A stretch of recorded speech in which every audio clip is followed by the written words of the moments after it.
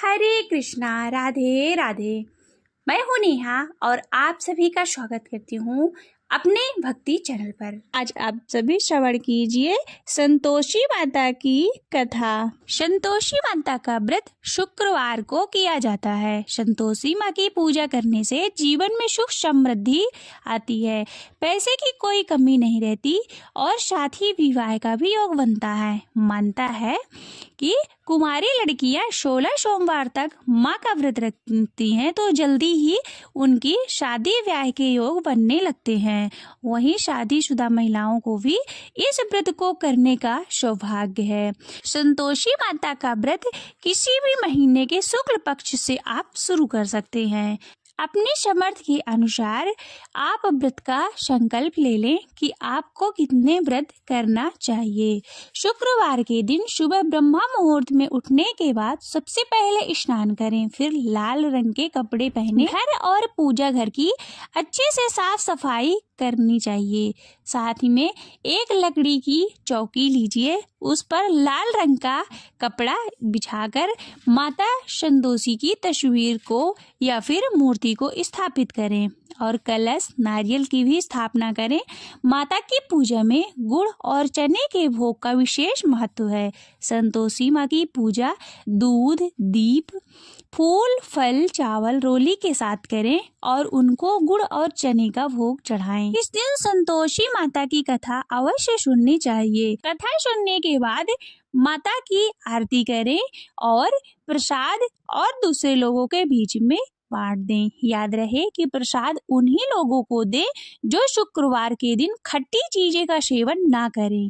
पूरे दिन संतोषी माता का ध्यान करते हुए व्रत रखें और शाम के समय दिया संध्या करने के बाद खाना खाएं, लेकिन खट्टी चीजों को गलती से भी खाने में शामिल ना करें। इस दिन गरीबों को दान करना भी बहुत अच्छा माना जाता है। तो आइए जानते हैं कि संतोषी माता के व्रत में भूल कर भी ये गलती ना करें जिससे माता रानी रुष्ट हो जाएं। संतोषी माँ के व्रत में शुक्रवार को भूल करके भी खट्टी चीजें नहीं खानी चाहिए। खट्टी चीजें का सेवन इस व्रत में निषेध माना गया है और साथ ही प्रसाद भी उन्हीं लोगों को देना चाहिए जो शुक्रवार के दिन खट्टी चीजों का सेवन ना करें। मानता है कि संतोषी माता को खट्टी चीजें बिल्कुल भी पसंद नहीं है। अगर कोई भी भक्त इस दिन व्रत रख रहा है और गलती से भी खट्टी चीजें खा लेता है तो उसको माता के क्रोध का शिकार होना पड़ता है।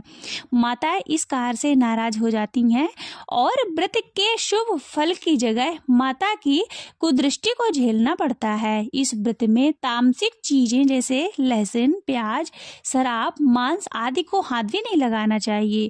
शुक्रवार के दिन किसी से गलत ना बोलें और किसी का भी बुरा ना करें और ना ही किसी के बारे में बुरा सोचें। सनातन धर्म में शुक्रवार के दिन महालक्ष्मी और माता संतोषी की पूजा की जाती है। संतोषी माँ को भगवान गणेश और रिद्धि सिद्धि की पुत्री माना जाता है। जो भी भक्त सच्चे हृदय से भक्ति से संतोषी माँ को पूजता है उस पर माता विशेष कृपा बरसाती हैं। शुक्रवार के दिन माँ के व्रत और पूजन का खास महत्व है। इस दिन देवी माँ को विधिवत पूरे नियम के साथ व्रत करने पर संतोषी माता के साथ साथ देवी लक्ष्मी की भी कृपा प्राप्त होती है। अब आप सभी श्रवण कीजिए शुक्रवार संतोषी माता की व्रत कथा। एक गांव में एक बुढ़िया रहती थी जिसके 7 बेटे थे। 6 बेटे कमाने वाले थे और एक बेटा निकम्मा था। बुढ़िया माँ 6 पुत्रों का जूठा 7वें पुत्र को देती। 7वां पुत्र एक दिन अपनी पत्नी से बोला, देखो मेरी माता का मुझ पर कितना प्रेम है। वह बोली, क्यों नहीं, सबका जूठा बचा हुआ तुमको खिलाती है। और वह बोला कि जब तक आंखों से ना देखे मान नहीं सकता। पत्नी ने हंसकर कहा, देख लोगे तो मानोगे। एक दिन एक बड़ा त्योहार आया। घर में 7 प्रकार के भोजन और चूरमा के लड्डू बने। वह पत्नी की बात को जांचने के लिए सिर दर्द का बहाना कर पतला कपड़ा सिर पर ओढ़कर रसोई में जाके सो गया। कपड़ों में से सब देखता रहा। छहो भाई भोजन करने आए। उसने देखा माँ ने उसके लिए सुंदर सुंदर आसन बिछाए, 7 प्रकार की रसोई परोसी और आग्रह कर करके उन्हें भोजन कराती रही। वह देखता रहा। छहो भाई भोजन करके उठ गए तब माँ ने उनकी थालियों में से लड्डुओं के टुकड़े को उठाया और एक लड्डू बनाया। जूठन साफ कर माँ ने उसे पुकारा, उठ बेटा उठ, तेरे भाइयों ने भोजन कर लिया, तू भी उठकर भोजन कर ले। उसने कहा, माँ मुझे भोजन नहीं करना, मैं परदेश जा रहा हूँ। माता ने कहा, कल जाना है सो आज ही जा। वह बोला, हाँ हाँ जा रहा हूँ। यह कहकर वह घर से निकल चला। चलते समय उसको पत्नी की याद आई। वह गौशाला में कंडे थाप रही थी। वहां जाकर वह बोला, मेरे पास तो कुछ भी नहीं, यह अंगूठी है सो ले लो और अपनी कोई निशानी मुझे दे दो। वह बोली, मेरे पास क्या है, यह गोबर भरा हाथ। यह कहकर पत्नी ने उसकी पीठ पर गोबर के हाथ की थाप मार दी। वह चला गया। चलते चलते दूर देश में पहुंचा। वहां एक साहूकार की दुकान थी। वहां जाकर बोला, सेठ जी मुझे नौकरी पर रख लो। साहूकार को नौकर की सख्त जरूरत थी। साहूकार ने कहा, काम देखकर तनख्वाह मिलेगी। उसने कहा, सेठ जी जैसा आप ठीक समझें। उसे साहूकार के यहाँ नौकरी मिल गई। वह वहाँ दिन रात काम करने लगा। कुछ दिन में दुकान का लेन देन, हिसाब किताब, ग्राहकों को माल बेचना, सारा काम करने लगा। साहूकार के 7-8 नौकर थे। वे सब चक्कर खाने लगे, लेकिन उसने अपनी लगन, परिश्रम और ईमानदारी से सभी को पीछे छोड़ दिया। उसे अपने किए का फल मिला। सेठ ने भी उसके काम को देखा और 3 महीने में उसे मुनाफे में साझेदारी बना लिया। परिश्रम करते करते 12 वर्ष में वह अपने नगर का नामी सेठ बन गया और सेठ अपना सारा कारोबार उस पर छोड़ करके बाहर चला गया। इधर उसकी पत्नी पर क्या बीती वह सुने। सास ससुर उसे दुख देने लगे। गृहस्थी का काम करवाकर उसे लकड़ियां लेने जंगल में भेजते। भगवान इस बीच शिव घर की रोटियों के आटों से अब जो भूसी निकलती का थी महत्व उसकी रोटी बनाकर रख दी जाती से तुम्हें और बड़ी ही फूटे प्रसन्नता नारियल के होगी। खोपड़े में पानी दिया जाता था। भगवान इस विष्णु ने तरह उन्हें इस दिन प्रकार बीतते रहे। 8वें अध्याय एक का दिन वह महत्व जब जंगल में बतलाया था। लकड़ी फिर लेने भगवान जा बोले, रही थी दक्षिण में तब रास्ते में उसे बहुत सी स्त्रियां संतोषी माता का व्रत करती दिखाई दी। वहाँ भाव वह वहाँ शर्मा खड़ी नाम होकर का पूछने एक लगी, ब्राह्मण रहता बहनों था, यह तुम जिसने किस वेश्या देवता को का व्रत पत्नी करती हो बनाकर रखा और था। इसके वह मांस करने से खाता क्या फल और मिलता मदिरा है? पीता, इस श्रेष्ठ व्रत के पुरुषों करने का की धन क्या चुराता, विधि है? पराई यदि तुम स्त्री से अपने क्या इस व्रत विचार का करता विधान और मुझे शिकार समझाकर खेलने में कहोगी दिलचस्पी तो रखता तुम्हारा था। बहुत वह बड़ा बड़े एहसान भयानक मानूंगी। स्वभाव का उनमें था से और एक स्त्री मन से बोली, बड़े-बड़े सुनो यह मन में संतोषी माता बड़े-बड़े का व्रत हौसले है। रखता था। इनके एक करने दिन से मदिरा पीने निर्धनता, वाले का दरिद्रता का सामान नाश जुटा होता था। है उसमें और से लक्ष्मी भाव आती शर्मा है। भर मन की पेट चिंताएं ताड़ी दूर पी, होती हैं, खूब मन गले को तक उसे प्रसन्नता चढ़ाया। और शांति अतः मिलती है। अजीर्ण से अत्यंत निपुत्री को पीड़ित पुत्र होकर मिलता है। वह प्रीतम बाहर पापात्मा गया हो तो वह कालवश शीघ्र मर लौट गया आता है। और कुंवारी बहुत बड़ा कन्याओं को ताड़ का मन पसंद वृक्ष वर हुआ। मिलता है। उसकी चलता मुकदमा उसकी खत्म घनी हो और जाता है। ठंडी छाया कलह पर कलेश की आश्रय निवृत्ति लेकर हो, ब्रह्मा सुख शांति राक्षस भाव होती को है प्राप्त और हुए। घर में कोई धन पति जमा हो, पत्नी वहाँ धन जायदाद रहा का लाभ करते होता थे। है तथा उनके और पूर्व भी जो जन्म मन की में कुछ घटना कामना इस हो प्रकार से वो सब है। संतोषी एक माता की कृपा से कुशीवल नामक पूर्ण हो ब्राह्मण जाती था, है। जो इसमें वेद संदेह वेदांतों के नहीं है। तत्वों का वह ज्ञाता, पूछने लगी, संपूर्ण यह व्रत शास्त्रों कैसे के किया अर्थ जाता का है? यह विशेषज्ञ भी और बताओ तो बड़ी सदाचारी कृपा था। होगी। उसकी वह स्त्री का स्त्री नाम कहने लगी, कुमति बिना था। वह परेशानी, बड़े श्रद्धा खोटे और विचार प्रेम की से थी। जितना भी वह बन ब्राह्मण सके विद्वान प्रसाद होने लेना। पर भी 5.25 पैसे लोभवश से अपनी 5.25 स्त्री के आने साथ तक, प्रतिदिन इससे भी भैंस, ज्यादा काल शक्ति पुरुष और और भक्ति के घोड़े अनुसार आदि दानों को गुड़ ग्रहण और किया चना लें। करता था। हर शुक्रवार परंतु को दूसरे निराहार ब्राह्मणों को दान रहकर में मिली कथा हुई कहना। कौड़ी भी नहीं देता इसके था। ओम वे बीज ही कम दोनों पति नहीं पत्नी टूटे। लगातार कालवश मृत्यु को नियम प्राप्त पालन से होकर करना। बड़ा राक्षस सुनने हुआ। वाला कोई वे ना मिले भूख तो और घी का प्यास से दीपक पीड़ित जलाकर हो उसके इस आगे पृथ्वी पर जल के घूमते पात्र हुए में उसी रखकर ताड़ कथा वृक्ष के कहना। पास आए परंतु और नियम न उसने टूटे जब मूल तक भाग कार्य में सिद्ध न विश्राम हो। करने नियम लगे। का पालन पति ने करना है पत्नी से और पूछा, कार्य नाथ, सिद्ध हो हम जाने पर लोगों का व्रत का यह महान उद्यापन दुख करना कैसे है। दूर होगा? 3 मास में ब्रह्मा राक्षस योनि से किस प्रकार हम दोनों की किसी के ग्रह होते हैं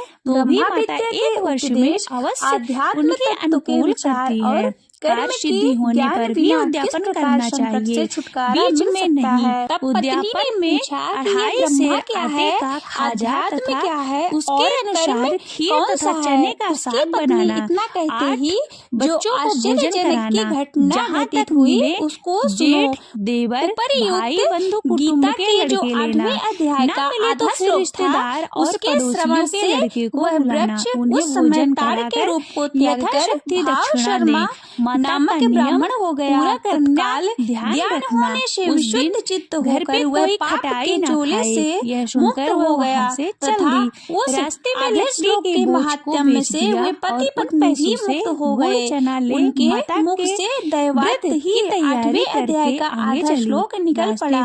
तदंतर आकाश से एक दिव्य विमान माता के चलवे दोनों पति पत्नी उस विमान पर आरूढ़ होकर स्वर्ग लोक को चले गए। वहाँ ये सब वृत्तांत देख आश्चर्यजनक थे। मेरा इसके बाद उस बुद्धिमान ब्राह्मण भाव शर्मा ने आदर पूर्वक उस आधे श्लोक को लिखा और भगवान जनार्दन की आराधना करने की इच्छा से वह मुक्तिदायी काशीपुरी में चला गया। वहाँ उस उदार बुद्धि वाले ब्राह्मण ने भारी तपस्या आरम्भ की। इसमें से क्या बड़ाई है? लड़के ताने देने लगे। भगवती लक्ष्मी ने हाथ जोड़कर देवताओं के देव जगतपति जनार्दन से पूछा, हे नाथ बढ़ेगी आप सहसा बुलाने से खड़े क्यों हो गए? बेचारी सरलता से बोले, हे देवी पत्र आए रुपए भागीरथ के तट पर अच्छा है। बुद्धिमान ब्राह्मण भाव शर्मा मेरे भक्ति रस से संतोषी के मंदिर में कठोर तपस्या कर रहा है। मातेश्वरी के चरणों में इंद्रियों के वश में गीता के 8वें अध्याय के आधे श्लोक का जप करता है। मैं उसकी तपस्या से बहुत ही संतुष्ट हूँ। मैं तो बहुत स्वामी के दर्शन उसकी तपस्या के अनुरूप फल का विचार प्रसन्न होकर कहा कि प्रिय तेरा स्वामी जल्द ही आएगा। फल देने को मैं खुशी से बावली हो। पार्वती जी ने पूछा, भगवान श्री हरि सदा प्रसन्न होने पर भी इस भोली पुत्री से मैंने कह तो दिया कि तेरा पति शीघ्र आएगा, कौन सा फल प्राप्त किया? यह तो महादेव बोले ही याद नहीं करता। द्विज श्रेष्ठ भाव शर्मा प्रसन्न हुए, भगवान ही जाना पड़ेगा। प्रसाद संतोषी माता ने उस बुढ़िया के बेटी को स्वप्न में समझाया और तेरी घरवाली कष्ट उठा रही है। यातना में पड़े थे, बोला उसी के शुद्ध कर्म से भगवान धाम को प्राप्त। परंतु क्या करूं? पार्वती वहाँ कैसे जाऊँ? परदेश की बात है, लेन देन का सारा हिसाब किताब है। इस पर सदा विचार का रास्ता नजर नहीं आता। आप ही रास्ता दिखाएं, कहाँ और कैसे जाऊँ? श्री कहने लगी, सवेरे नहा धोकर संतोषी माता का नाम ले, घी का दीपक जला, दंडवत कर और दुकान पर बैठ जाना। देखते देखते तेरा लेन देन चुक जाएगा, जमा माल बिक जाएगा, सांझ होते होते धन का ढेर लग जाएगा। वह अगले दिन सुबह जल्दी उठा। उसने अपने मित्र बंधुओं परिचित से स्वप्न में माता द्वारा कही गई बात सुनाई। वे सब उसकी बातों को सुनकर उसकी खिल्ली उड़ाने लगे। वे कहने लगे कि कहीं भी सपने में भी कोई बात सच्ची होती है। एक बूढ़ा व्यक्ति बहुत समझदार था। वह बोला, देखो भाई, मेरी बात मानो, इस तरह सच या झूठ कहने के बदले देवता ने जैसा कहा है वैसा ही करना। तेरा क्या जाता है? बूढ़े के बात मानकर नहा धोकर उसने संतोषी माता को प्रणाम किया। फिर घी का दीपक जलाकर दुकान पर जा बैठा। शाम तक धन का ढेर लग गया। वह हैरान हुआ, मन में संतोषी माता का नाम ले प्रसन्न हो घर जाने के वास्ते गहना कपड़ा और सामान खरीदने लगा। सब काम निपट अपने घर को रवाना हुआ। उधर उसकी पत्नी जंगल में लकड़ी लेने गई। लौटते वक्त थक जाने के कारण संतोषी माता के मंदिर पर विश्राम करने बैठ गई। यह तो उसका रोज रुकने का स्थान था। धूल उड़ते देख उसने माता से पूछा कि हे माता, ये धूल कैसी उड़ रही है? माँ ने कहा, हे पुत्री, तेरा पति आ रहा है। अब तो ऐसा कर, लकड़ियों के 3 बोझ बना, एक नदी के किनारे रख, दूसरा मेरे मंदिर पर रख, तीसरा अपने सिर पर रख। तेरे पति को लकड़ी का गट्ठा देखकर मोह पैदा होगा, वह वहाँ रुकेगा, नाश्ता पानी बना खाकर माँ से मिलने जाएगा। तू लकड़ी का बोझ उठाकर जाना और बीच चौक में गड्ढा डालकर 3 आवाजें जोर से लगाना, लो सासू जी लकड़ियों का गट्ठा, लो भूसी की रोटी दो, नारियल के खोपड़े में पानी दो। आज कौन मेहमान आया है? संतोषी माँ की बात को सुनकर वह बहुत अच्छा माँ कहकर प्रसन्न मन से लकड़ियाँ के 3 बोझ बना लाई। एक नदी के तट पर रखा, दूसरा माता के मंदिर पर रखा। इतने में ही मुसाफिर वहाँ आ पहुँचा।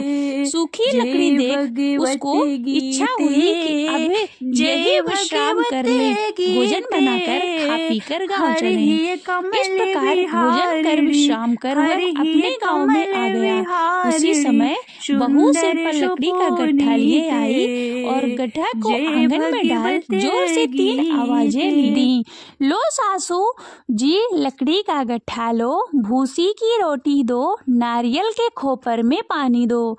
आज कौन मेहमान आया है?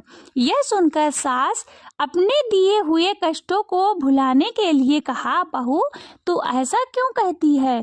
तेरा मालिक ही तो आया है, बैठ मीठा भात खाकर कपड़े गहने पहन।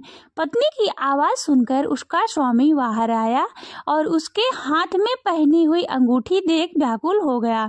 उसने माँ से पूछा, माँ यह कौन है?